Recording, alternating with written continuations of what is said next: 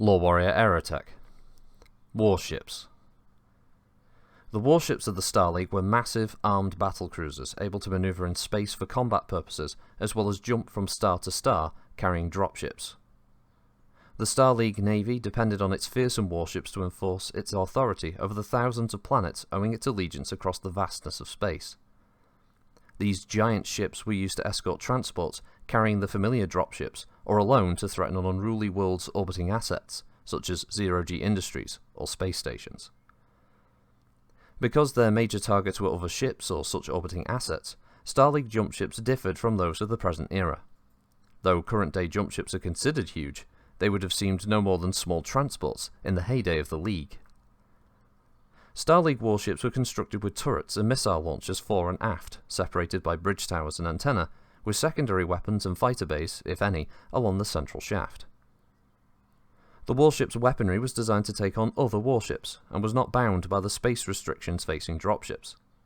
Certain weapons resemble those known today, but with features greatly extending range and effectiveness, while others have gone the way of other lost tech. Because of the size of these weapons, they couldn't target anything smaller than a dropship. With the fall of the Star League and the start of centuries of warfare known as the Succession Wars, much advanced technology and industrial capacity has been destroyed as the House Lords of the Innisphere battle for dominance. Current jump ship construction capabilities has been reduced to a minute fraction that can barely keep up with the annual losses of jump ships. Most existing jump ships are centuries old, with only about 12 per year produced among all the states of the Innisphere. Though new ships are being built, the technology underlying the Kearney-Fukuda jump drive has been lost to the depredations of war.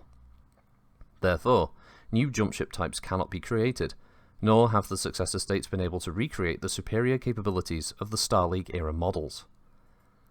The Lyran Commonwealth's LCS Invincible was possibly the last capital warship seen in the Innisphere. In 2853, the Draconis Combine attempted yet another attack on the mech factories of Hesperus II, to which the desperate Lyrans responded by calling in the Invincible, which was considered little more than a museum piece at the time.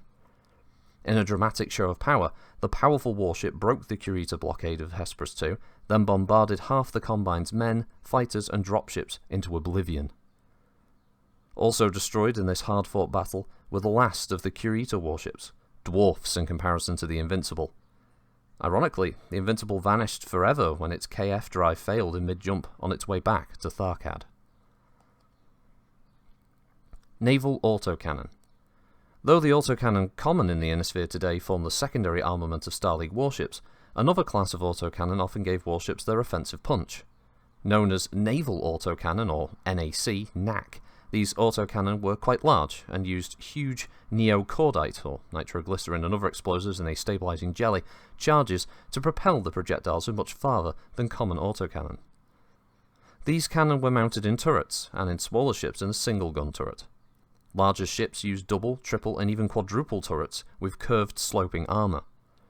Occasionally, ships might fix one of the NACs inside the ship with its muzzle pointing on the side rather than in the turret. Regular autocannon and smaller naval autocannon often had their own turrets mounted onto the sides of the ships.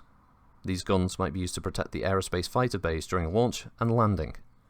All turrets were designed to give the weapon the maximum range of elevation needed in space combat.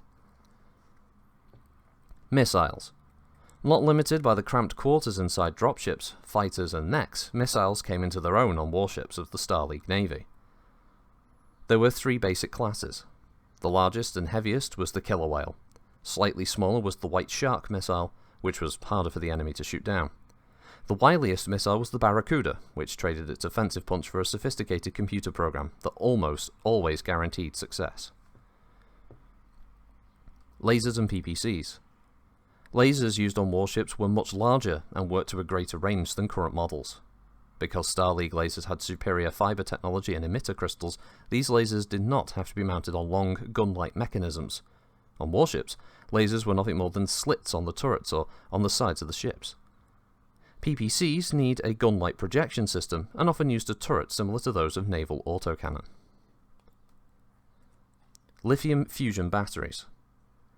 The lithium fusion battery was an exceptional bit of Star League technology that opened up new tactics and altered the strategy of deployment. Essentially a storage cell for massive amounts of solar energy, the lithium fusion battery allowed a ship to save the power needed to activate its KF drive.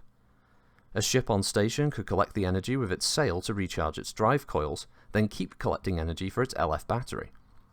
A ship could also transfer power from a space station or recharging facility directly into this battery, thereby eliminating the need for the wait for its drive coils to recharge. A warship equipped with lithium fusion batteries could jump into a system, find itself in an ambush, and immediately jump back to a friendly system. The Star League also equipped many space stations with lithium batteries to give ships a quick infusion of energy to continue their journeys. Thus, in an emergency, a ship could jump into a system, siphon the energy from the station's cells, and jump to another system within another space station. Star League ships could cover great distances in a short time using this method. The single drawback of the LF battery is its enormous cost. Installing the device on a warship could almost double the cost, and so few ships carried them. Many space stations did have this equipment, but many more did not. Few space stations outside of the Terran hegemony carried the lithium fusion because of the hegemony's fear of losing this technological advantage. This device put an end to the use of the jump point ambush as a system defense. The Star League Navy revolutionized tactics in the Brisbane system of the Taurian Concordat. A destroyer, the Monmouth, arrived at the zenith point to face 12 rebel ships. No doubt, to their great surprise, the Monmouth immediately jumped back to the Rollis system. The Monmouth's captain briefed the rest of the flotilla, which proceeded to jump to the Brisbane's Nadir jump point and began to burn toward the planet, catching the rebel ships flat-thrusted.